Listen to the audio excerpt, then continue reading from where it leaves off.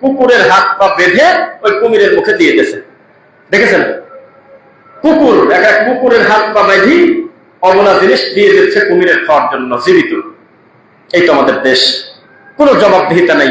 এই যে গতকালকে ওই কুমিরের ধরে বাঁধি মিরপুর চিড়িয়াখানায় নেওয়ার জন্য যখন নিয়ে যায়, তখন খাদেম কান্নাকাটি করতেছে। খাদেম বলতেছে যে আমরা এগুলো দিয়ে করে খাই, এখন এগুলোর একটা মায়া হয়ে গেছে, লোকজন আসে নিয়ে যাচ্ছে কি কারণে। ও আবার এটার আবার মামলা দায়ের নাকানি করে।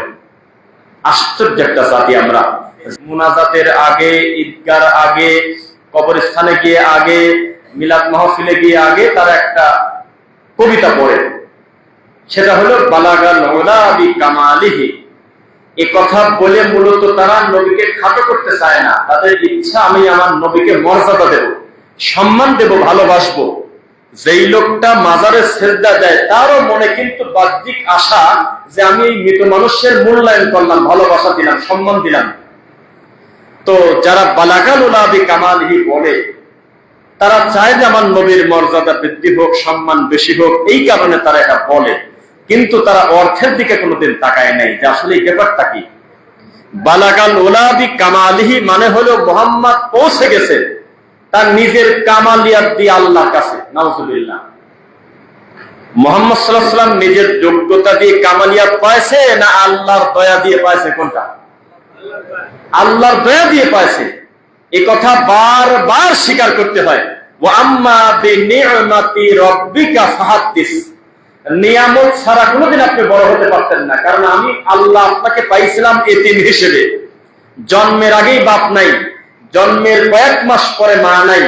এই কঠিন পরিস্থিতি থেকে আপনাকে টেনে বের করে আমি বানাইছি হলো মুহাম্মদুর রাসূলুল্লাহ সাল্লাল্লাহু আলাইহি ওয়াসাল্লাম। এখন আমি আপনি যতই সম্মান দিতে গিয়ে বলি যে মুহাম্মদ পৌঁছে গেছে মর্যাদায় তার নিজের কামালিয়াত যোগ্যতা দিয়ে, এটা কি সঠিক হবে না ভুল হবে? যত ভালো কাজ করবেন আজকে থেকে করবেন, মনে রাখেন আমি চেষ্টা করবো খুতবা ভেঙে ভেঙে বলার কথাগুলো, যাতে পয়েন্টের মতো আপনার মনে থাকে।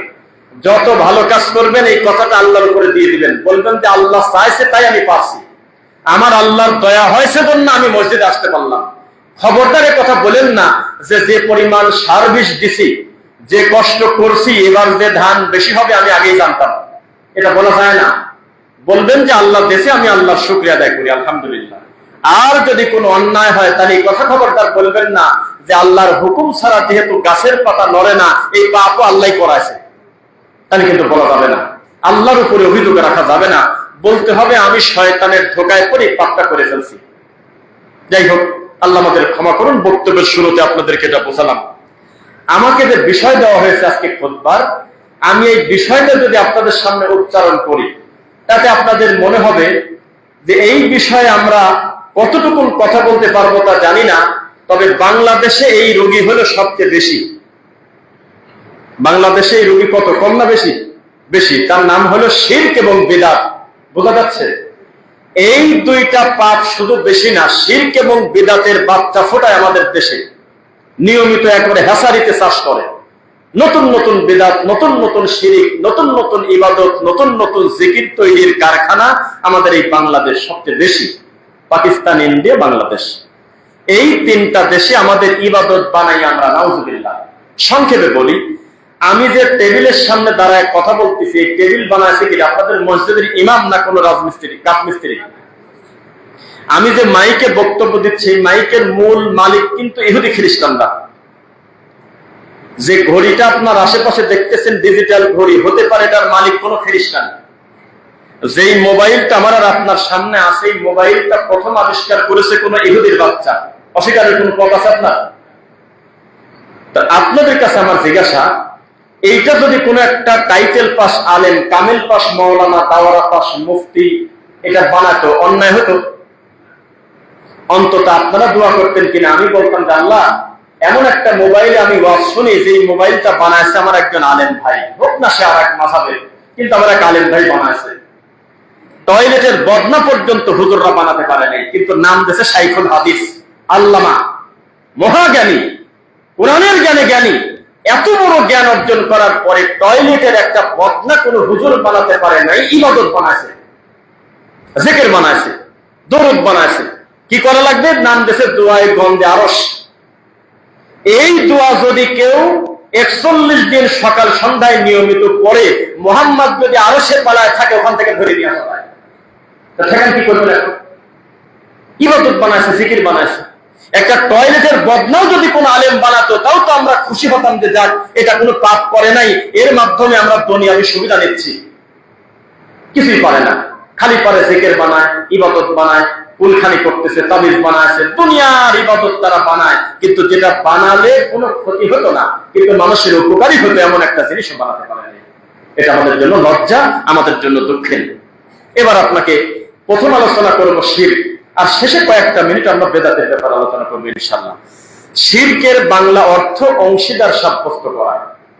পারিভাষিক অর্থে মহান সৃষ্টিকর্তা আল্লাহর সাথে সম্পৃক্ত যেটা হওয়া উচিত না, মাখলুককে খালেকের সঙ্গে মিশিয়ে দেওয়ার নামই হলো শিরক। বুঝতেছেন? যেই কাজ নিতান্তই শুধু আল্লাহরই, বৃষ্টি, কল্যাণ, তারপরে মায়ের পেটের অবস্থা, তারপরে তাকদীর, যেই যেই জিনিস পুরাটাই রবের হাতে, এটা ব্যক্তি মালিকানা করে দেওয়া, অন্য কোনো মাখলুককে তার সাথে শরীক করে দেওয়া ইবাদতের নাম হলো শিরক করা। আর এই শিরকের রোগী বাংলাদেশে কত, প্রথমে সবাই আমার দিকে খেয়াল করবেন, আমি দেখে দেখে বলি যাতে ভুল না যায়। গত 3 দিন আগে, 4 দিন আগে খানজাহান আলীর মাজারের কুমির একটা নিরীহ বাচ্চাকে নিয়ে মারিয়ে দিয়েছে, খায় ফেলছে। কয়েকদিন পরে তার লাশ পাওয়া গেল, খণ্ডিত লাশ। যদি বলেন যে অবুলা জিনিস কুমির খাইছে তা আমাদের কি? তো কুমির তার একা একা খায় নাই, এটাকে যোগান দিচ্ছে আপনার মতো আমার মতো মুসলমানের বাচ্চা না। শত শত লোক মানত করে আসতেছে, এসে ওই পুকুরের উপরে খাদেম কিন্তু টয়লেটের পোকার থেকে নিকৃষ্ট। যারা মরা মানুষের খাদেমগিরি করে পৃথিবীতে তাদের থেকে নিকৃষ্ট পানি খুঁজে পাওয়া কঠিন। যারা মরা মানুষের খাদেমগিরি করে, খাদেমকে জীবিত মানুষের লাগে না মরা মানুষের লাগে? কথা বলেন। খাদেম কথাটা কার সাথে যায়? তাজা মানুষের না মরা মানুষের? তাজা মানুষের না। আমার ওজুর পানি লাগবে, আমি অসুস্থ, আমার কিছু দিবেন।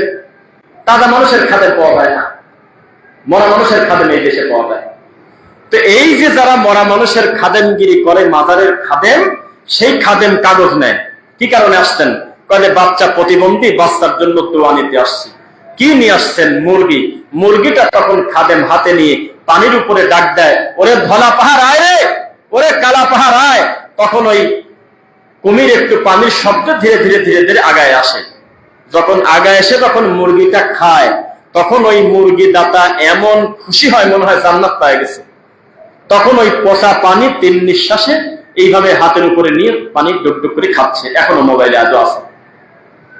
এবং ওই সিঁড়ির পাটাতনের উপরে সেজদা দিয়ে, ওই কুমিরের উদ্দেশ্যে সেজদা দিয়ে বাড়ি চলে যাচ্ছে। 1 দিন 2 দিন না, আজকে আমি আপনাদের তওবা করতে বলবো। যারা এতদিন বলেছেন যে আমাদের দেশে 90% মুসলমান, আজকে তওবা না করে মসজিদ থেকে বের না। এর থেকে নোংরা, এর থেকে বাজে, এর থেকে মিথ্যা কথা বাংলার ইতিহাসে আর নাই। তাওহীদের মানদণ্ডে এই দেশের 2% মুসলমান পাওয়া কঠিন আছে। যেই লোকটা আল্লাহর হকটা ঠিক রাখে, মুহাম্মদ সাল্লাল্লাহু আলাইহি ওয়াসাল্লামের পদ্ধতিতে ইবাদত করে। অথচ আমরা কাগজে কলমে স্বপ্নের গরু পাইছি যে 98% মুসলমান এই দেশে, এর থেকে মিথ্যা কথা দুনিয়াতে আর নেই। তো এই যে সেজদাটা দিল, এই যে লক্ষ লক্ষ টাকার আঞ্জাম, গরু ছাগল, কিছুদিন আগে যেই জাতি অফিসিয়াল ভাবে শিরক পুষে রাখে, শিরককে তারা আঞ্জাম দেয়, নাউজুবিল্লাহ পড়েন। এবার আসেন, এটা তো গেলে একটা। আমি এটা উদাহরণ ইদানিং অনেক জায়গায় দিচ্ছি যে আমরা কারা, এইটা বলার পর বাকি ওয়াজ করি। আমরা হলো একটা মাহফিলে কি শ্রোতা একই রকম আসে না বিভিন্ন রকম আসে? একটু বলে কথা বলেন।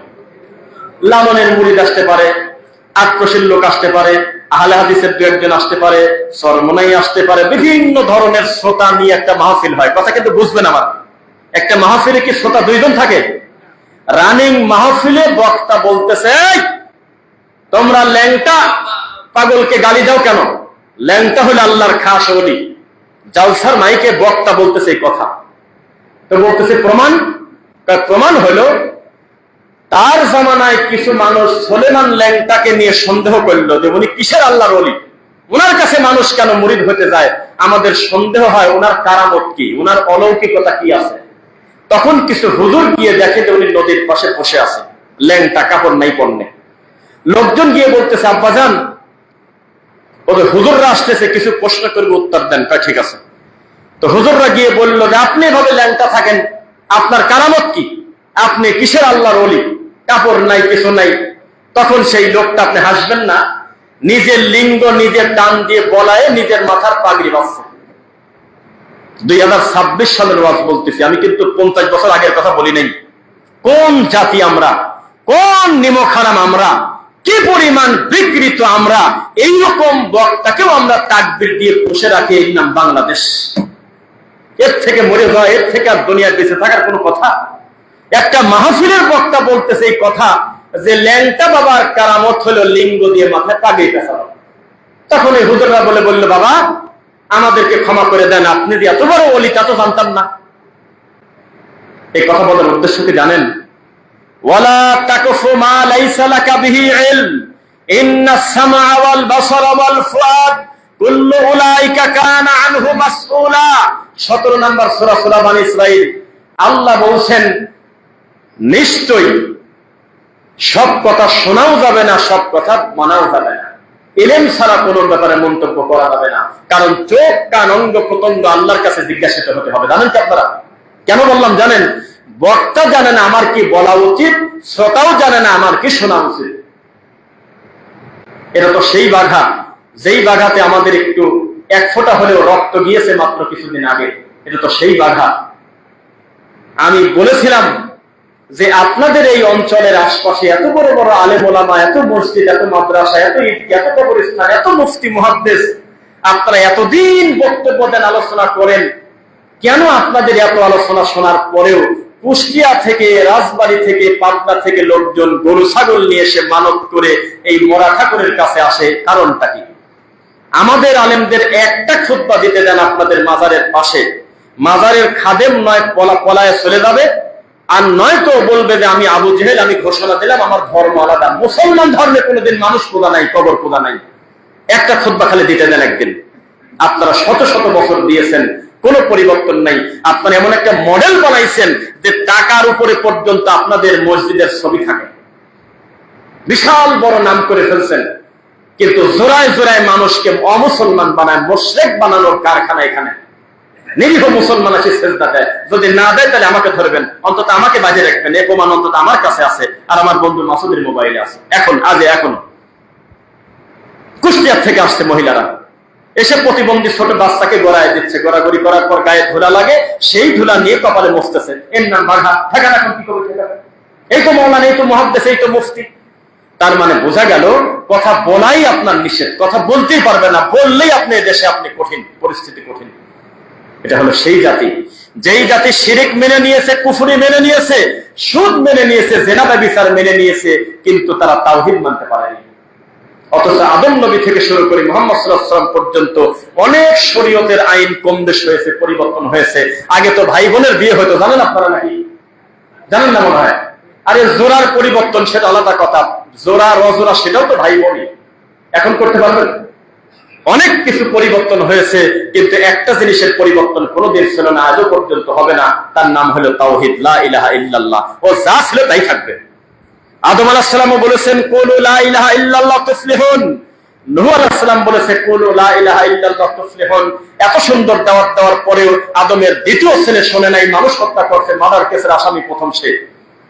নূহ আলাইহিস সালামের বউ শোনে নাই, ইব্রাহিম আলাইহিস সালামের জন্মদাতা পিতা আব্বা শোনে নাই, লূত আলাইহিস সালামের বউ শোনে নাই, আসিয়ার স্বামী ফিরাউন শোনে নাই। এভাবেই দুনিয়া ইখরিজুহুম মিনাজ যুলুমাতি ইলান নূর ওয়া ইখরিজুহুম মিনান নূরি ইলাজ যুলুমাত। আল্লাহ অন্ধকার থেকে আলো বের করে, আলো থেকে অন্ধকার বের করে। আলো মানে কিন্তু দিনের বেলা না, আলো মানে হলো হেদায়েত, আর পথভ্রষ্টতার নাম হলো যুলুমাত। আদম আলাইহিস সালাম হলো হেদায়েত, আর তার ছেলে একটা ছিল অন্ধকার, যে এক ভাই আরেক ভাইকে হত্যা করছে। তবে যাকে হত্যা করলো সে মরার আগে একটা কথা বলেই মরে গেছে, ভাই আমি কিন্তু আল্লাহকে ভয় করি, আমি তোমাকে হত্যা করব না। যদি তুমি আমাকে মেরেই দাও তাহলে আমার পাপ আর তোমার পাপ একসাথে নিয়ে তুমি জাহান্নামে দাও, আমার কি দোষ? এভাবেই দুনিয়া। আল্লাহ বড় বড় নবীর ঘরে দেখা গেল, আমরা দেখেছি জালেম, বড় বড় জালিমের ঘরে আল্লাহ সুবহানাহু ওয়া তাআলা দুনিয়ার সবচেয়ে সম্মানী নবী পর্যন্ত দিয়েছে, মুহাম্মদ সাল্লাল্লাহু আলাইহি সাল্লামের মতো সবচাইতে সম্মানী মানুষ দুনিয়াতে, অথচ তার আশেপাশের রক্তের মানুষগুলো হেদায়েতের সিরিয়াল করলে খুবই কম। আপনি কেন মানতে পারেন না?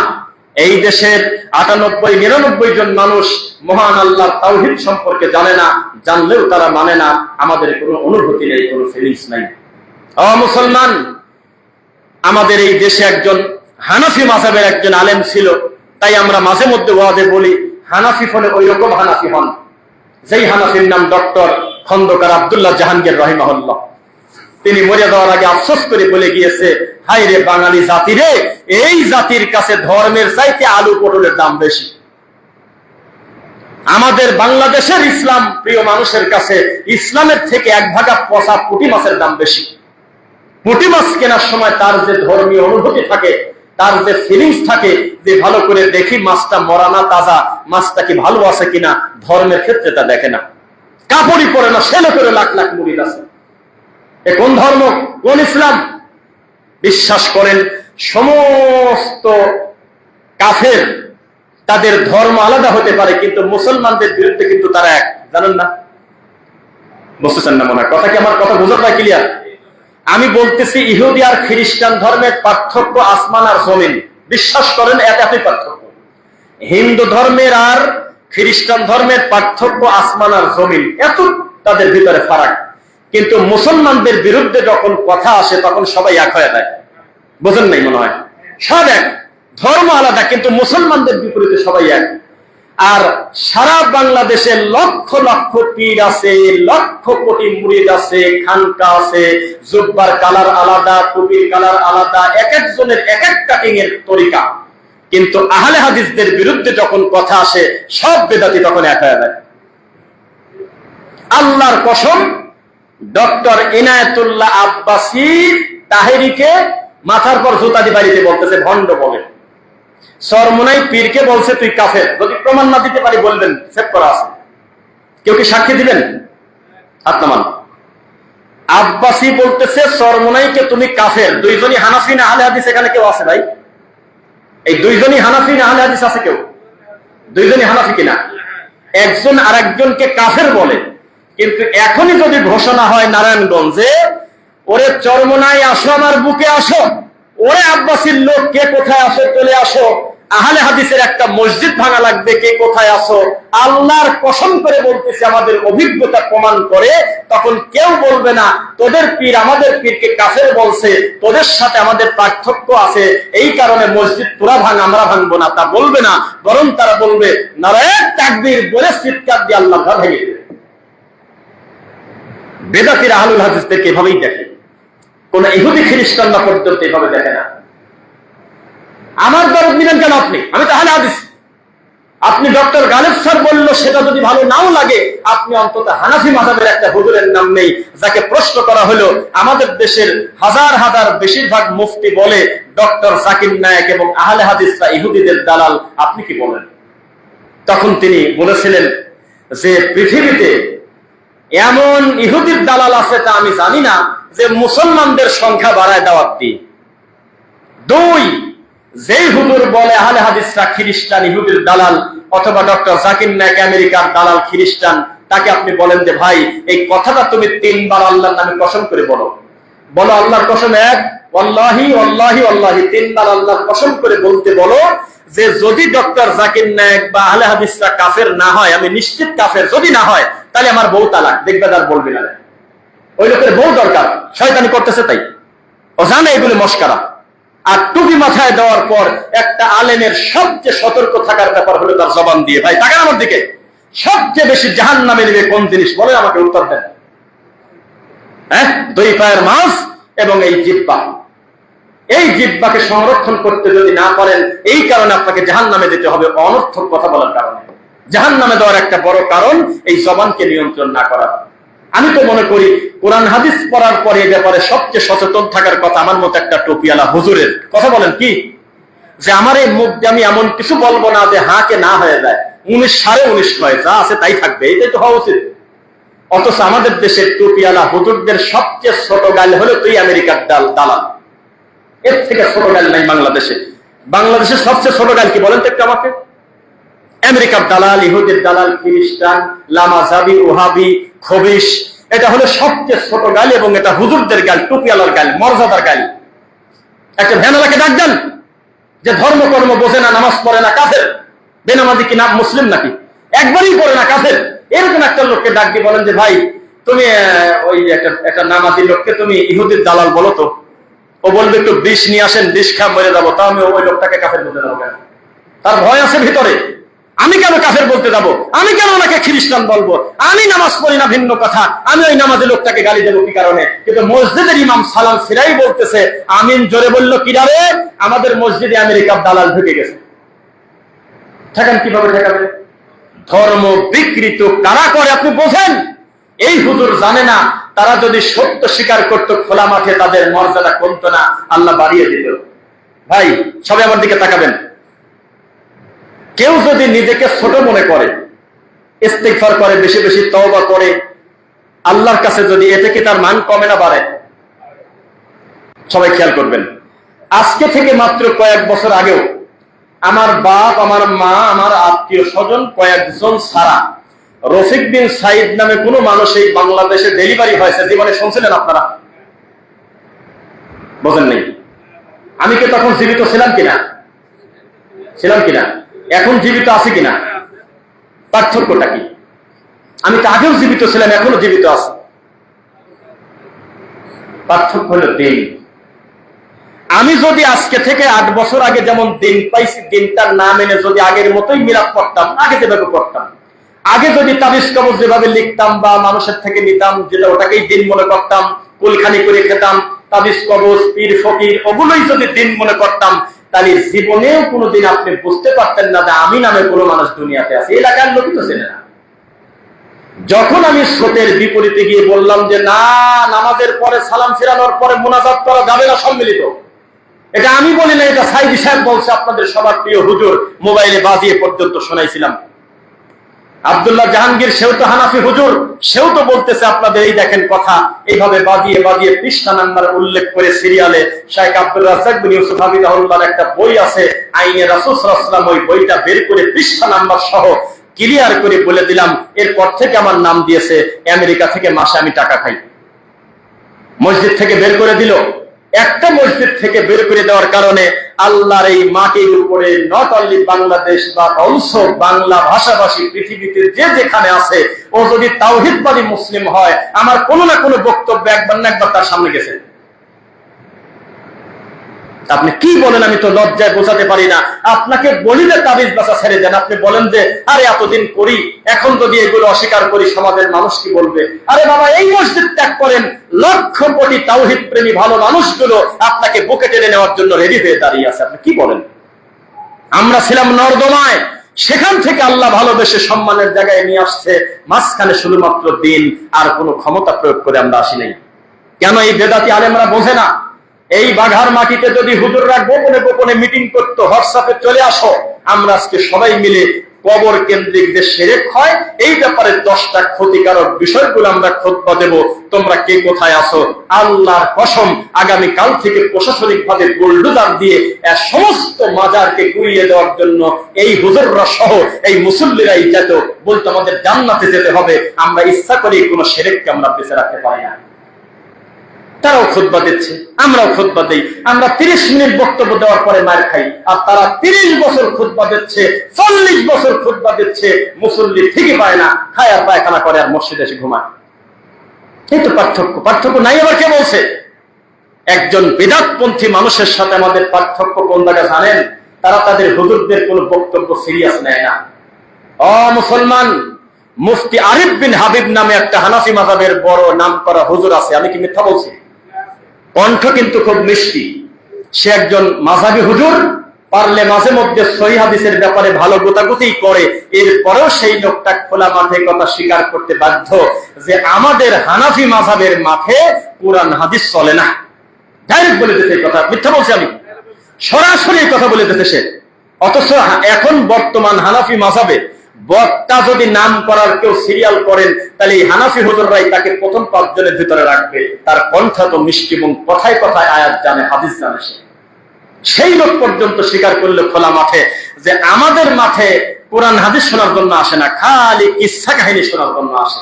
আর কোরআন হাদিসের ওয়াজ যদি শুনতে চান তা আহলে হাদিসের মাঠে চলে যান, তাদের শ্রোতারাই ওই রকম, তারা যাই কোরআন হাদিস শুনতে। বলেন আলহামদুলিল্লাহ।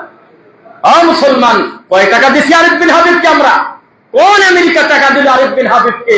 আর কোন খ্রিস্টান টাকা দিল তোমাদের হাসান জামিল মৌলানাকে, যে বলল ভাইয়েরা আমি যদি নামাজের পরে সালাম ফেরানোর পরে কি করা লাগে যদি এখন বলি, আপনারা তো আমাকে আহলে হাদিস বানা দিবেন না? কি বলছে কথা?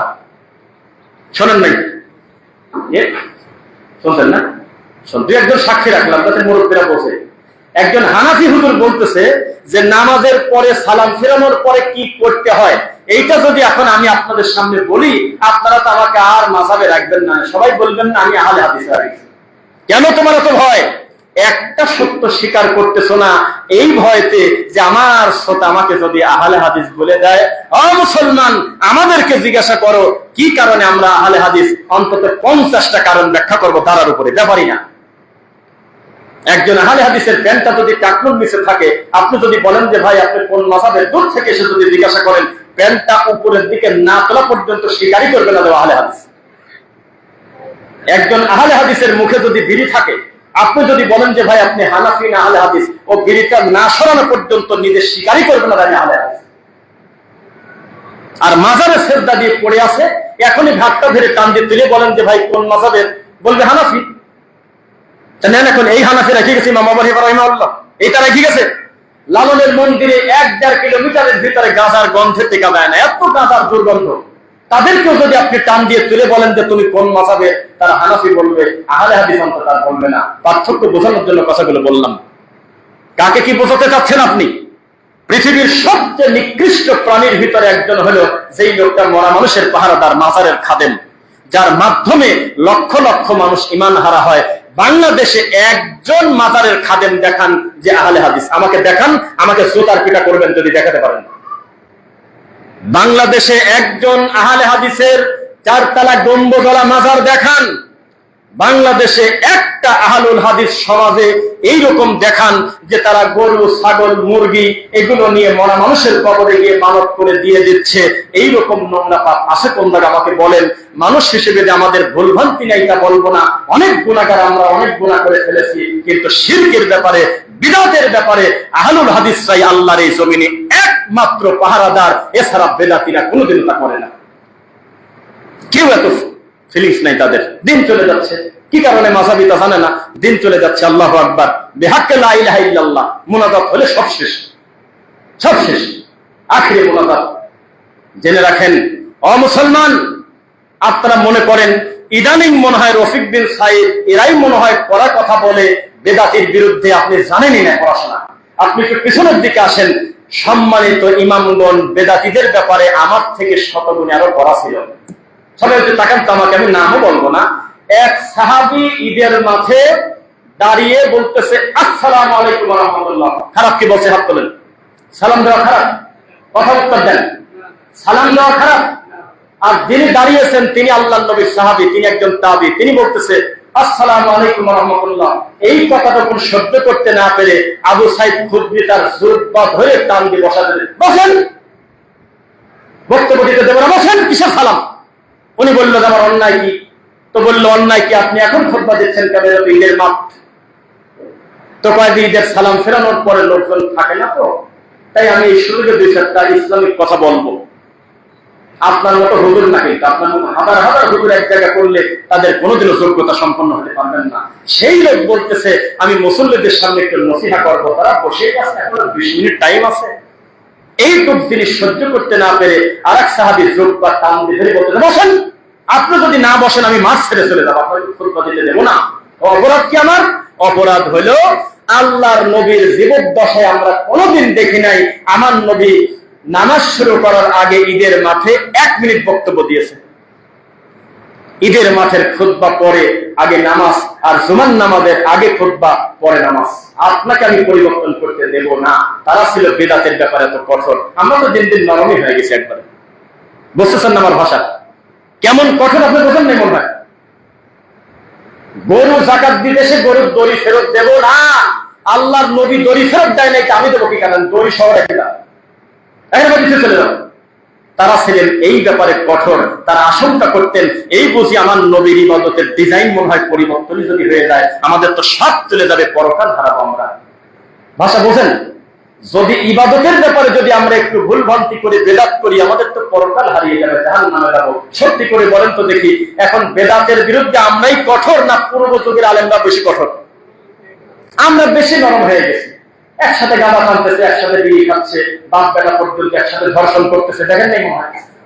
বাপ বেটা ধর্ষণ করতেছে, ছেলে আর আব্বা মিলে একটা মেয়েকে ধর্ষণ করে মেরে ফেলছে। আশ্চর্য জাতি। এই জাতি আবার কাগজে কলমে লেখা দেখছে বাংলাদেশ হলো 90% মুসলমান। যেইভাবে আমাদের দেশের মাযহাবী বক্তব্য করায় কালেমা তয়্যিবা লা ইলাহা ইল্লাল্লাহ, আল্লাহ ছাড়া মাবুদ নাই, এই তো শিখছে। 60 বছর আলাও কয় আল্লাহ ছাড়া মাবুদ নাই, আবার 6 বছর বাচ্চা বক্তব্য দেখায় আল্লাহ ছাড়া মাবুদ নাই। অথচ ও বোঝে না এই জিনিসটা অনুবাদ করলো কেবল। এই জিনিসটা বুঝতে লাগে কারোর 250 বছর, এই কথাটা বুঝতে লাগে কারোর 40 বছর। এই কথাটা বুঝার জন্যই আল্লাহ আদমের ছেলে মেয়েদেরকে দুনিয়াতে পাঠিয়েছে। তার নাম লা ইলাহা ইল্লাল্লাহ, যেটা 70 বছরের আলেম বোঝে না। আর এই 6 বছরের বাচ্চার বলতেছে আল্লাহ ছাড়া মাবুদ নাই, কালেমা তাইবা, এর নাম বলে কালেমা। অথচ তারা জানে না আল্লাহ ছাড়া মাবুদ নাই এই অনুবাদ পৃথিবীর কোন বিদ্যান করে নাই। এর সঠিক অর্থ অনুবাদ অন্তত এক বাক্যে হলো আল্লাহ ছাড়া কোন সত্য মাবুদ নাই। কথা বলেন আমার, বুঝতেছেন নাকি? যদি বলেন মাবুদ নাই তাহলে আপনি মিথ্যক। প্রত্যেক চরমনার মুরিদের কাছে তার পীর হলো মাবুদ। প্রত্যেক আক্রোশীর মুরিদের কাছে তাদের পীর হলো মাবুদ। প্রত্যেক মুরিদের কাছে তার পীর হলো মাবুদ। কে বলেছে মাবুদ নাই? ইলাহ হলো তারা। আর যদি বলেন যে আল্লাহ ছাড়া কোন সত্য মাবুদ নাই, তার মানে বাংলাদেশের যত মাবুদ আছে পৃথিবীতে সব মাবুদকে কবর দাও ইল্লাল্লাহ, আল্লাহ ছাড়া কোন সত্য মাবুদ নাই। এটা সঠিক অর্থ হতো না ভাই? কে কার কথা শোনে? তাই কালেমা তাইবা লা ইলাহা ইল্লাল্লাহ। আর ফকিররা ফকির ভিক্ষে চায় এই দোয়া করে লা ইলাহা ইল্লাল্লাহ। সবচেয়ে ভালো বুঝেছে হলো ফকিররা বাংলাদেশে। এটা হলো ফকিরের ভিক্ষে চাওয়ার দোয়া। দরজা যদি টুকার বলে লা ইলাহা ইল্লাল্লাহ, ভিতর থেকে ওই বিল্ডিং এর ফ্ল্যাট বাড়ির লোকজন মনে করে বাইরে মনে হয় ফকির আছে। অথচ লা ইলাহা ইল্লাল্লাহ হলো জান্নাতের চাবি। জানেন আপনারা মুরব্বীরা? লা ইলাহা ইল্লাল্লাহ জান্নাতের চাবি, জানেন না? সারা পৃথিবীকে এক পাল্লায় রাখেন আর লা ইলাহা ইল্লাল্লাহকে এক পাল্লায় রাখেন, লা ইলাহা ইল্লাল্লাহর ওজন বেশি। এত বড় দামি জিনিস হলে বাংলাদেশে এই বাঘাতে ফকিরের ভিক্ষে চাওয়ার দোয়া। আমি কি মিথ্যা বলছি? আরে তোর খাবার দরকার, বল যে ভাই আমার কিছু খাবার দরকার। আসি জিকির করে প্রথমে কয় লা ইলাহা ইল্লাল্লাহ। এটা ওর দোয়া? এটা কি ওর দোয়া? এটা জান্নাতে যাওয়ার দোয়া। এটা হলো কাফেরের বাচ্চা মুসলমান হওয়ার দোয়া। এটা হলো গুনাহ মাফ নেওয়ার দোয়া। আর এই দোয়া নিয়ে গেছে ফকিররা ভিক্ষে চায়। এই দোয়া নিয়ে গেছে হুজুররা বলতেছে যে যা দিবেন সাথে হাতে তাই যাবি সাথে। আরো জোরে লা ইলাহা ইল্লাল্লাহ। আরে সবাই বলেন না কেন আওয়াজ হচ্ছে না? এর নাম বানাইছে জিকির। আস্তাগফিরুল্লাহ করলেন না কেউ?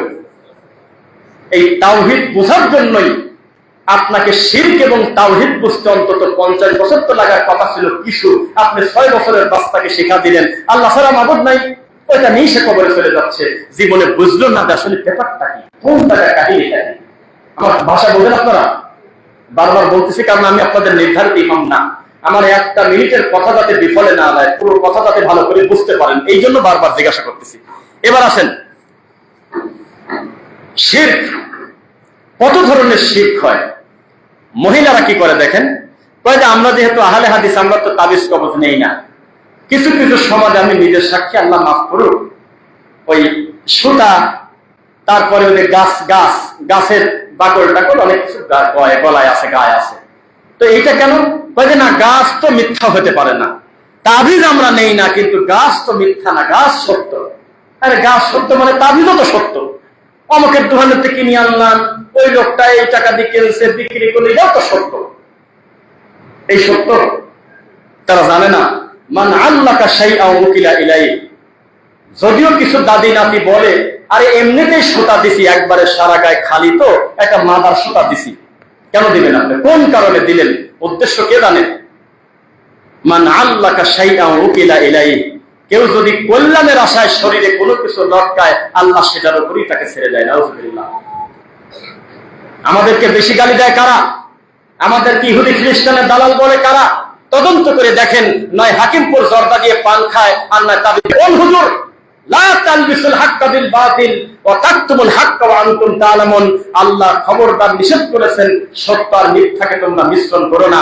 এই দেশে একটা মাযহাবি মাওলানা নাই যে শুধু সত্য বলে এই জাতির সামনে সত্য স্বীকার করে। অর্ধেক মিথ্যা অর্ধেক সত্য কম বেশি থাকবেই। জাতি ধোঁয়াশা, এভাবেই দিন চলে যাচ্ছে। মানুষের দিন শেখার কোনো আগ্রহ নাই। তাই তো আমরা বলেছিলাম, একজন আহলুল হাদিসের বাচ্চা অন্য আর কিছু বুঝুক আর না বুঝুক, আমাদের দেশের এই সমস্ত হাজার হাজার মুফতির থেকে আমাদের একজন জেনারেল শিক্ষিত দিনদার ছেলে আল্লাহর দিন বেশি বোঝে। অবশ্যই এই দেশে কারা এই যে বেদাতিরা ইদানিং ওয়াজে মাঝে মধ্যে কোরআনের আয়াত দুই একটা বলে, হাদিস দুই একটা বলে, এগুলো আহলে হাদিসদের দাওয়াতের কারণে। আগে তো কিছুই বলতো না, এখন তাও দুই একটা বলে। আগে তো কিছুই বলতো না, আগে আব্দুল কাদের জিলানীর বাপের বরে খাওয়ার গল্পটি চলে যেত। খানজাহান আলীর কুমিরের গল্প, কুত্তার গল্প, ব্যাঙের গল্প, আশরাফ আলী খানদের ওই যে আপনার ব্যাঙের গল্প, এই সমস্ত গল্প দিয়ে ওয়াজ করতো তারা। আহলে হাদিসরা যখন গড় গড় করে মুখ দিয়ে আয়াত বলে আর হাদিস বলে আর টনটন করে ওয়াজ করে, তখন আমাদের দেখে দেখে এই তরিকাপন্থী ভাইয়েরাও দুই একটা করে আয়াত ইদানিং পড়া শুরু করছে। সাবধান, আমাদের একটা বড় ঐতিহ্য আছে, এটা হারাবেন না। আমাদের মসজিদগুলোতে 12 বছরের ছেলেও যদি লাঠি হাতে করে খুতবা দেয়, খুতবা বাংলা ভাষায় দিক, খুতবা মাতৃভাষায় দিচ্ছে, কিন্তু যা বলে আল্লাহ এবং তার রাসূলের কথা বলে, মুসল্লিরা কেউ ঘুমায় না, আলহামদুলিল্লাহ। আর অধিকাংশ মসজিদে, তরিকাপন্থী মসজিদে যারা আমাদেরকে মারে, গালি দেয়, কাফের খ্রিস্টান মনে করে, তাদের মসজিদে শতকরা 50%-এর বেশি মুসল্লি সিসিটিভি ফুটেজ নিয়ে আসেন, তারা ওই ইমামের খুতবার সময় তারা ঘুম পায়। তারা এটাকে ফর্মালিটি মনে করে। একজন সুদখোর মসজিদে যায় হলে 1টা 15 মিনিটে, একজন ঘুষখোর যায় হলে 1টার পরে, একজন খারাপ মানুষ বেশিরভাগ মসজিদে নেতারা যায় হলে 1টার পরে। তখন যা দেখে হুজুর আরবি একটা বই 1213 খুতবা ধরে বসে আছে, দাঁড়া আছে। তখন কি যে বলে মুখ দিয়ে, হুজুর বোঝে না, ওরা বলে যে একটু ঘুম পাড়ি, this is the moment for ঘুম পাড়তেছে। কে জবাব দেবে এইসব কথা? আর শেষের দিকে বলতেছে সানি খুতবায়, কয় যে কুল্লু বিদআতিন দালালা, তারপরে কয় যে নামাজের পরে কেউ যাবেন না, মিলাদ আছে। তা বললো কি আর বুঝলো কি? কুল্লু বিদআতিন দালালা মানে হলো মিলাদকে দাফন দাও, মিলাদকে কবর দাও। আর ও করছে কুল্লু বিদআতিন দালালা, নামাজের পরে বসবেন, মেম্বারের নাম মরে গেছে, তার খয়রাত নির্যাতন করে। এই হুজুর আমাদেরকে আমেরিকার দালাল বলে। এখন আপনি বোঝেন এরা কারা। বিচার একদিন হবেই, বিশ্বাস করেন। ওই আরাকানে রোহিঙ্গা মুসলিমদেরকে যখন কচু কাটা করে বৌদ্ধরা, তখন কিন্তু মাযহাব আর তরিকা দেখে নেই, মুসলমান মনে করে সবাই করছে, রক্ত খাইছে। আর এই বেদাতিরা আহলে হাদিস হলেই তাদেরকে কাফের মনে করে, খ্রিস্টান মনে করে, আমেরিকার দালাল মনে করে। একেবারে নিরীহ একটা মানুষ, শুধু আমল আকীদায় সুন্দরভাবে সালাফি মানহাজ গ্রহণ করে চলে, কারোর সাথে কোনো বিতর্ক নাই, এমন একটা নিরীহ মানুষকেও তারা কাফের বলে গালিগালাজ করে। নাউযুবিল্লাহ পড়েন। হুজুররা সোচ্চার হয় না কেন? এই যে সমাজে এত অধপতন, আমরা সামাজিক এবং ধর্মীয় দুই জাহিলিয়াতের ব্যাপারে আমাদের কথা বলা উচিত। ধর্ষণ এখন এমন ইজি হয়ে গিয়েছে, প্রতিদিন মানুষ হত্যা, ধর্ষণ, 5 বছর 6 বছরের তার আর শেষ নেই। আছে কিনা বলুন? এই যে রামিসা হত্যা, কোন দিকে যে কি যাচ্ছে আমরা কিছু বুঝতেছি না। ওই যে ছোটবেলায় বলতো রুলের লেখা বোঝা যায় না, আমাদের এইরকম ধোঁয়াশা। একবার কয় যাবজ্জীবন দেওয়া হোক, একবার কয় যে ডলার মারেছে। ডলার কিনা শুনছেন না? কয় যে আমি কিছু বলি নাই, আমি শুধু ধর্ষণ করছি, মারেছে হলো ডলার। ডলার আবার কিনা চলতেছে এইভাবে ফাজলেমো মস্কারা কাকে বলে। আসামি বলতেছে আমি পাপ করছি, আমাকে ধরো, আর আইন বলতেছে তুই কথা বলিস না, তুই চুপ থাক, আমরা একটা লোক লাগাবো, প্রমাণ করবো তুই আসলে কিছু করছিস কিনা। চলতেছে মাসের পর মাস, দিন চলে যাচ্ছে। এক রামিসা আলোচনায় আসলো, তাই এটা বুঝলেন, অথচ হাজার হাজার রামিসা চলে যাচ্ছে, নির্বিচারে হত্যা হয়ে যাচ্ছে, কোনো হিসাবই নেই।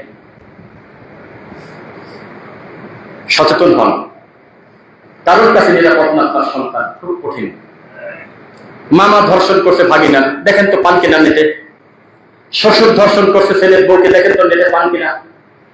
চাচা ধর্ষণ করছে ভাতিজের, দেখেন তো নেটে পান কিনা। খালাকে ধর্ষণ করছে ভাগিনা, দেখেন তো নেটে পান কিনা। বাপ নাউজুবিল্লাহ মুদ্দে উচ্চারণ করা কঠিন, এরকম কিছু দেখেন পান কিনা নেই।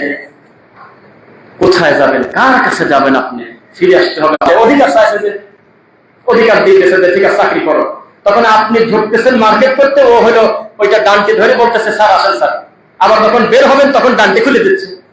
আপনার গাড়ির মধ্যে তেল ভরতেছে মহিলা, অধিকার চাইছে যে যত ল্যাংটা হয়ে রাস্তায় বাড়ায় তত তেল বেছে, তত ওই ক্লিনিকে বেড়ায়। আমরাও বিড়ি প্রকাশ্যে খাবো, অতদূর যাচ্ছেন কি কারণে? আপনার রাজশাহী বলেন, বাগা বলেন, বড় বড় কলেজ ইউনিভার্সিটিতে মেয়েরাও বিড়ি খায়, বিশ্বাস হয় না? মহিলা হোস্টেল যেখানে পুরুষ মানুষ এলাও না, সেখানে পর্যন্ত কন্ডম। আবু বকর সিদ্দিকের আর একটা কি বলছিল, আব্বাসের রক্ত আমার শরীরে, নবীর চাচা আব্বাস আর আবু বকর সিদ্দিকের দুইটা রক্ত আমার শরীরে, এ কথা বলে নিজের কলার নিজে ধরে। এরকম একটা ল্যাংটা লোকেরও ভক্ত দেশে লাখ লাখ কোটি কোটি। এটা আমি যে বক্তব্য দিলাম, এইটা যখন নেটে যাবে দেখবেন 99 জন আমাকে গালি দিবে, আর ওই হুজুরে বলবো বড় আল্লাহর ওলি। এই দেশের টিকে থাকাই কঠিন। তারপরে তারা মারছে আমাদের এই সরমনার প্রতিবন্ধী রোগী। কয়েকদিন আগেও বলছিল যে দেখেন কারামতে সব জায়গা খাটে না। নির্বাচনের আগে বলছিল 142টা আসনে আমরা এই গ্রেডে আছি, বলছিল নাকি? 142টা এই গ্রেডে আছে, আপনারা দোয়া করবেন। জামাতের সাথে ছিল কিন্তু বের হয়ে গেল কেন?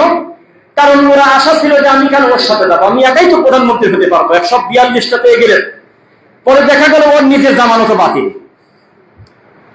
এই গরু নিজের ভোট নিজে পাওয়া কঠিন হয়ে যাচ্ছে। কোন লজ্জার লজ্জা! এইরকম একটা অসভ্য পীরের মুরিদকে আমাদের ধরে মারে। এখন কি করবে? যার বাপ হলো বেগুন গাছে মাইক লাগাতো, জানেন না? বেগুন গাছে মাইক লাগাতো পীর, বলতেছে আব্বাজান গিয়েছে ওয়াজ করতে। ধরেন সেই গ্রামে ছিল আহলে হাদিসের লোক, তারা ওয়াজ করতে দেয় নাই, যদিও আহলে হাদিস এই প্রোগ্রাম করে না। অমকের জালসা ভাঙো, অমকের মসজিদ ভাঙো, অমকের এটা করো, এই প্রোগ্রাম আহলে হাদিসরা করেন। আলহামদুলিল্লাহ করেন। অন্য মুরিদ থাকার কারণে বা অন্য সমস্যার কারণে এই পীর ওখানে বক্তব্য দিতে পারে নাই। এই যে না দেওয়ার কষ্ট, গাড়িতে আসার সময় বললো থাকুক, ওর মতো ছেড়ে দেন, ও যেভাবে ঘরে ঘুরুক, ওদিকে তাকান না, বসে ওর যেভাবে আসে আসুক। তারপরে মুরিদকে বলতেছে যে আমার তো ভালো লাগে না, আমি আসলাম ওয়াজ করতে। আব্বাজান কি করা যাবে? তারা আপনার কথা মানলো না, আল্লাহর উপর ছেড়ে দেন। কয় না, আমার মন মানে না, তোমরা মাইক খুলে বেগুন গাছে লাগাও। বেগুন গাছে বলে মাইক লাগায়, আর বেগুন গাছে মাইক থাকে, বেগুন গাছে লাগাও। লাগালো বেগুন গাছে মাইক, পরে ওয়াজ করলো হুজুর। ওয়াজ করার পরের দিন ওই গাছের বেগুন খুলে যারা যারা বিক্রি করছে এবং যারা যারা ওই বেগুন খাইছে প্রত্যেকের জবানে ইল্লাল্লাহ জিকির চালু হয়ে গেছে। এইরকম ল্যাংটা পীরের মুরিদরা হলে আমাদের এখানে ধরে মারল কয়েকদিন আগে। তারা যদি নারায়ে তাকবীর বলে, রাস্তা লাখ লাখ জনতা জড়ো হয়। আর আমরা কোরআন সুন্নাত দাওয়াত দিতে গেলে আমাদের বাপই শোনে না। আমার বাপ শুনছে, মানে বুঝাচ্ছি আর কি, অনেকের বাপই শোনে না। অনেকের মা পর্যন্ত বলে যে তুই গোমরা হয়ে গেছিস, তুই এসব নতুন কথা কই পাস? একটা ছেলে মাথার ঘাম পায়ে ফেলে সৌদি আরবে 10টা বছর কর্ম করে দেশে আসলো, জীবনে কারোর কোনো ক্ষতি করে নাই। ছেলেটা আসছেই গতকালকে বাড়িতে, শুধুমাত্র বুকে হাত বেঁধে রফলে দেন করে নামাজ পড়ার কারণে এলাকার হুজুর এখন তার বিরুদ্ধে লোক খাপায় দিচ্ছে। কয় যে এই আমেরিকার টাকা খায় আছে, সহ্য করতে পারতেছে না। তখন আমি বলছিলাম ওয়াজে যে এই লোক হজ করতে মক্কা যায় কি কারণে? ও তো সিঙ্গাপুর যাবে। যেই লোকের সাথে আমিনের পরিচয় নেই, রফলে দাইনের পরিচয় নেই, সেই লোক হজ করে আসছে, আমি বিশ্বাস করি না, করি না, করি না। কারণ হজ করতে গিয়ে যখন আল্লাহু আকবার বলে হাতটা নাভির নিচে বাঁধলো, তার ডানে বামে বেশিরভাগ কিন্তু উপরে বাঁধার লোকে ছিল, এটা কিন্তু দেখছে। যখন ওখানে গিয়ে জানাজার সালাতে দাঁড়ালো, তখন কিন্তু ডানে বামে সব সূরা ফাতিহা পড়ার লোকই ছিল, এটা কিন্তু দেখে আছে। যখন ও সালাম ফেরালো, পৃথিবীর সবচেয়ে সম্মানী বড় বড় বিদ্বান যে নামাজটা পড়ালো, তারা কিন্তু হাত তুলে সবাই মিলে মোনাজাত করে নাই, ও কিন্তু কেবল দেখে ওখান থেকে আসলো। একটা জানাজার পরেও বলে নাই, বড় বড় স্বর্ণ ব্যবসায়ী পর্যন্ত তাদের মা মরে গেলে যে নামাজের পরে বসবেন আমরা খাওয়াটা দেব, কোনদিন তারা বলে নাই। আমাদের দেশে এসে এই হাজিরা মিথ্যা কথা বলে, এই হাজিরা এসে আবার এই খয়রাত খায়, কুলখানি খায়, এই তাইগুলি নিয়ে পড়ে আছে। জাতি নিমক হারাম জাতি। ইন্নাল ইনসানা লিরাব্বিহি লাকানুত, নিশ্চয় আদমের ছেলেমেয়ের একটা বিশেষ অংশ হলো নিমক হারাম। লা তুতরুনি কামা আতরাতিন নাসারা ইবনে মারইয়াম, সাধারণ মানুষকে নিয়ে বাড়াবাড়ি তো দূরে থাক, রফিক বিন সাইদকে নিয়ে বাড়াবাড়ি তো দূরে থাক, পীর ফকিরকে নিয়ে বাড়াবাড়ি তো দূরে থাক, স্বয়ং মুহাম্মদ সাল্লাল্লাহু আলাইহি ওয়াসাল্লামকে নিয়ে বাড়াবাড়ি করতে আল্লাহর নবী মৃত্যুর আগে নিজেই বলে গেছেন, কামা আতরাতিন নাসারা বানা মারিয়াম।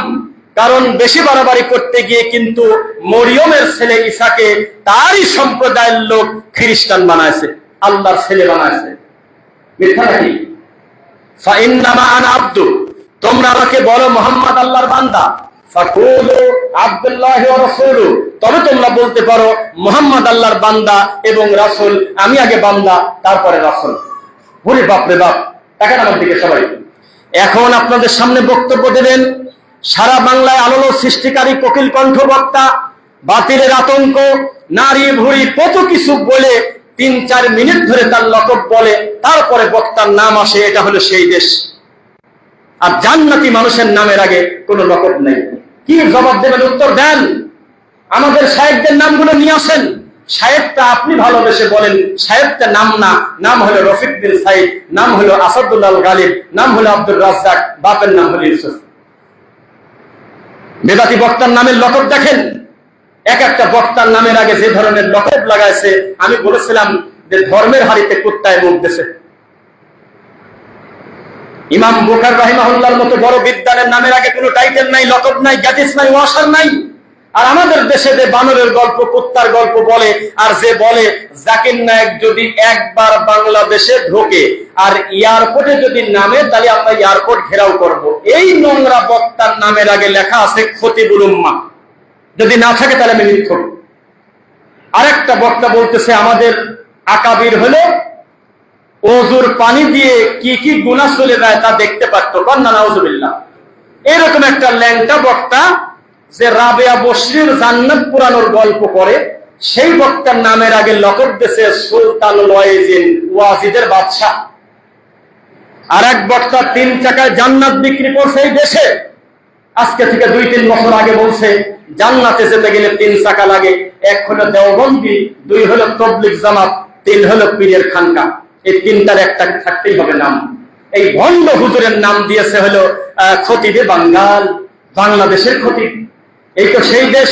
এই দেশে যত ল্যাংটা কথা বলবেন, যত বাদে কথা বলবেন, যত নোংরামি করবেন, তত আপনার লকব বাড়তে থাকবে। শিরক বিদআত কাকে বলে এটা বোঝার আগে কারা করে সেটা আগে বোঝেন। এই দেশে সঠিক দিন ধর্ম পেলে আপনাকে নিশ্চিত করতে পারি, মন খারাপ করবেন না, আপনাকে বিশ্বাস রাখতে হবে আহলুল হাদিসরাই এই জমিনে ইসলামের পাহারাদার। তারাই শিরক আর বিদআত, তারাই তাওহীদ আর সুন্নাহ পার্থক্য করতে পারে, তারাই সঠিকটা আপনাকে বোঝাতে পারে। বাদ বাকি লোকজন কিছু ভালো কথা বললেও মোটামুটি ঘুরিয়ে পেঁচিয়ে আবার তার আকাবিরের দিকে আপনাকে নিয়ে যাবে। সরাসরি বলবে না এটা হ্যাঁ, এটা না, এটা চলে, এটা চলে না, এই কথা মুখ দিয়ে বলবে না, একটু ঘুরিয়ে পেঁচিয়ে বলবে, এটা চলবে না। হককে হকের মতো করে বলতে হবে, বলেন ইনশাআল্লাহ। সাবধান, সাবধান করে বলছি আপনাদের, আহলুল হাদিস কিন্তু বাপদাদার ওয়ারিস সম্পত্তি না। বুঝতেছেন না? মনে হয় বাপদাদার ওয়ারিস সম্পত্তি না যে অন্যায় যাই করি আমিন তো সরেই বলি। সাবধান, এটি একটি সুন্নতি আমল। মরা পর্যন্ত সরে আমিন বলা ছাড়বো না, রাসূলের দেন ছাড়বো না, মুখে হাত বাঁধা ছাড়বো না, পায়ের সাথে পা মিলানো ছাড়বো না, কোনদিনও নবীর সুন্নাহকে ব্যঙ্গ করবো না। কিন্তু এগুলোর থেকে, সুদ থেকে বেঁচে থাকা তো আরো বড় বিপদ।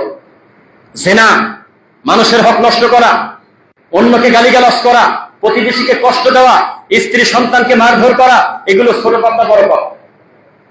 এগুলোর ব্যাপারে তো আমাদের সচেতন হতে হবে, হবে কিনা বলেন? সামাজিক জাহেলিয়াত, ধর্মীয় জাহেলিয়াত, দুই ব্যাপারে আমরা সচেতন থাকার চেষ্টা করব। আল্লাহ তুমি আমাদের সকলকে দিনের জন্য কবুল করো। বারাকাল্লাহু ফীকুম। জুমার খুতবার প্রথম পর্ব শেষ।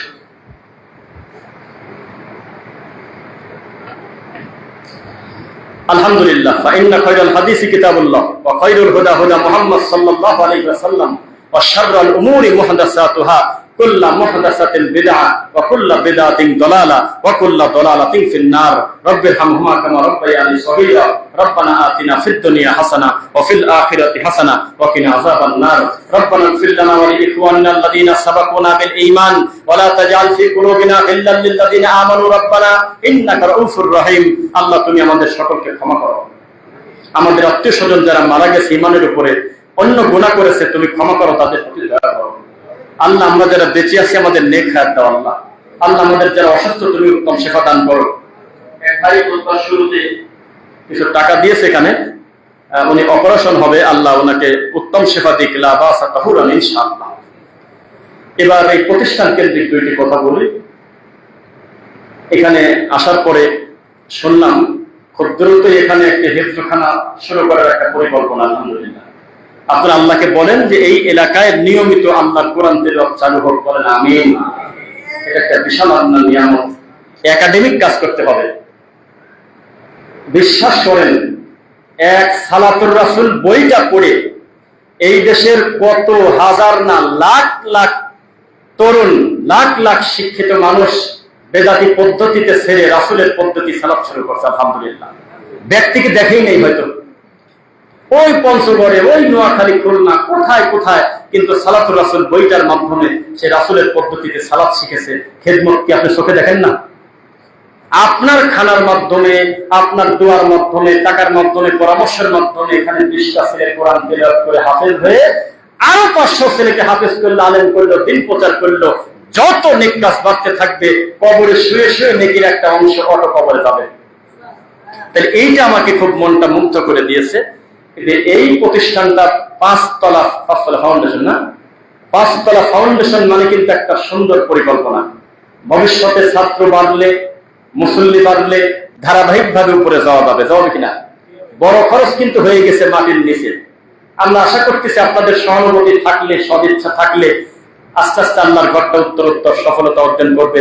এবং এটা শুধু মসজিদ থাকবে না, মসজিদ এবং মাদ্রাসা কমপ্লেক্স হবে ইনশাআল্লাহ। এবং আমি এখানে কথা বলতেছি আপনাদের সামনে, এখানে ধারাবাহিক অনেক বড় বড় আলেম এসেছেন। আজকে সবচেয়ে কমা দামি হুজুর আমি আসলাম। ভবিষ্যতে আল্লাহ চাইলে এখানে অনেক বড় বড় ফুল আসবে তাওহীদের বাগানে ইনশাআল্লাহ। অনেক বড় বড় দায়ী আসবে, মূল্যবান কথা বলবে, তাদের মুখ থেকে দামি কথাগুলো আপনারা শুনবেন। এইটা করতে গেলে আপনাদের কিন্তু আর্থিকভাবে সহযোগিতা করে প্রতিষ্ঠানটাকে সুন্দর করতে হবে ইনশাআল্লাহ। অতি দ্রুতই আমরা খবর পেতে চাই যে এই মসজিদে 20টা ছেলে, 50টা ছেলে আল্লাহর কোরআন পড়তেছে, হিফজ করতেছে, কোরআন মুখস্থ করতেছে ইনশাআল্লাহ।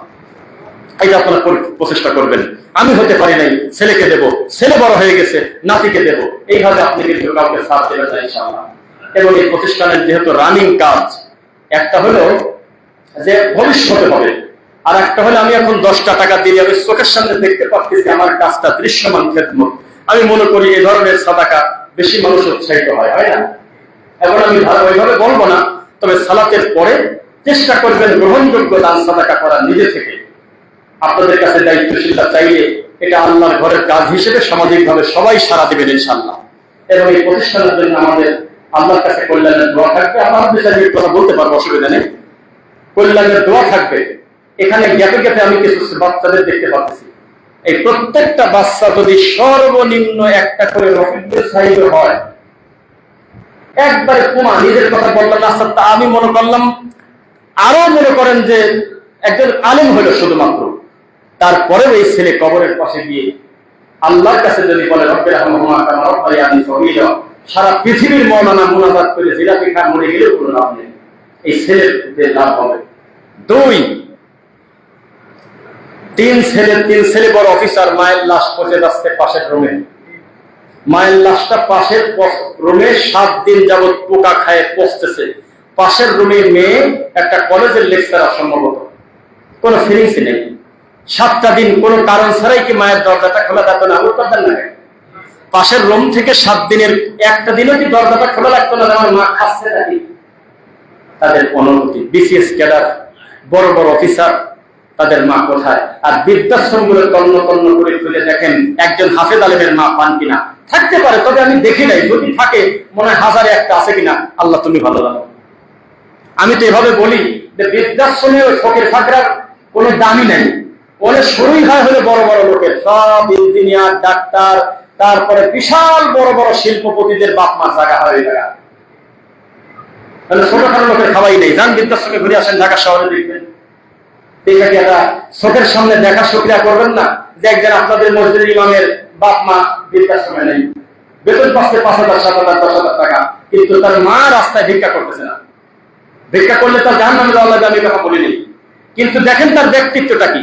তার মা কারোর কাছে ছোট হোক, বৃদ্ধাশ্রম দূরের কথা, সে তাকে অবহেলায় রাখে নেই।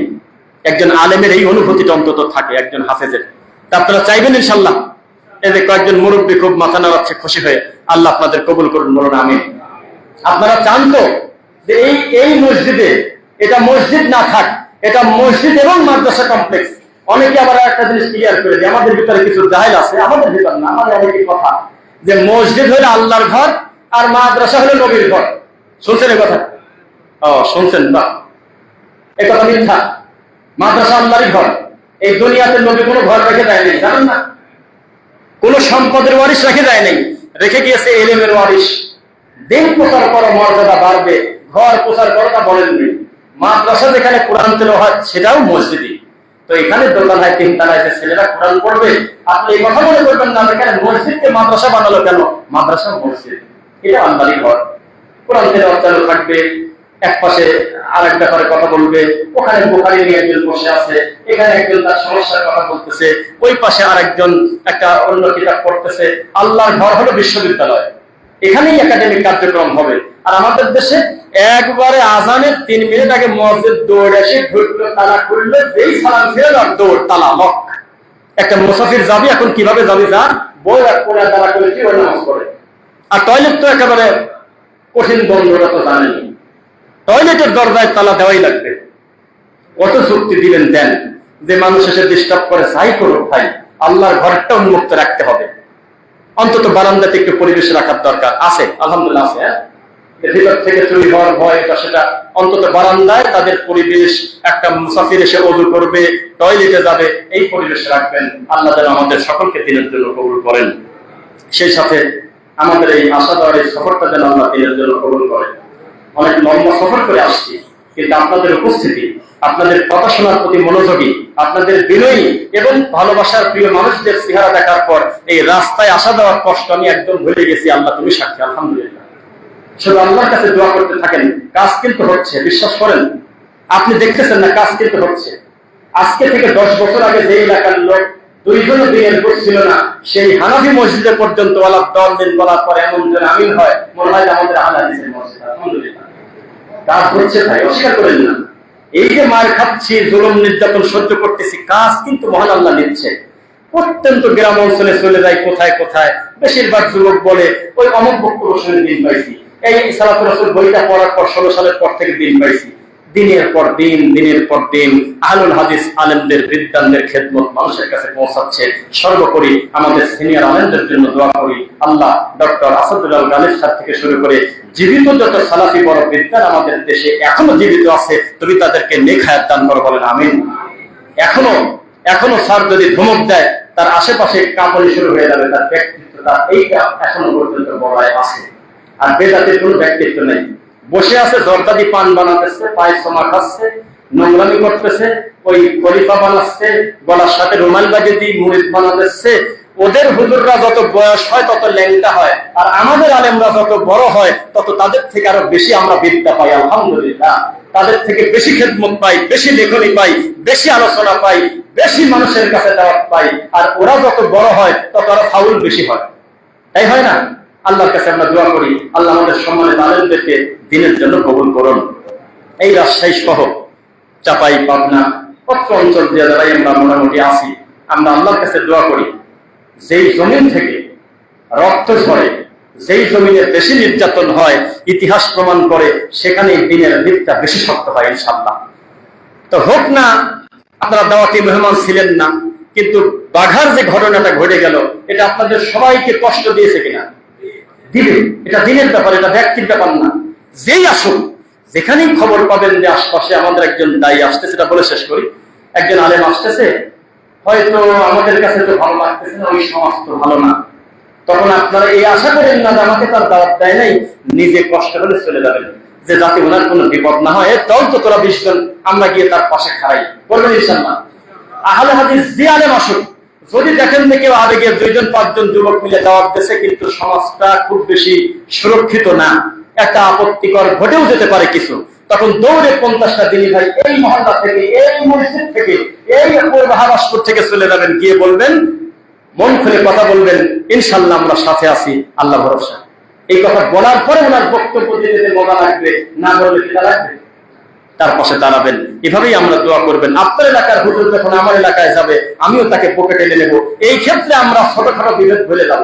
তার বয়স কত, তার নাম কি, তার এলেম কি, কিচ্ছু না।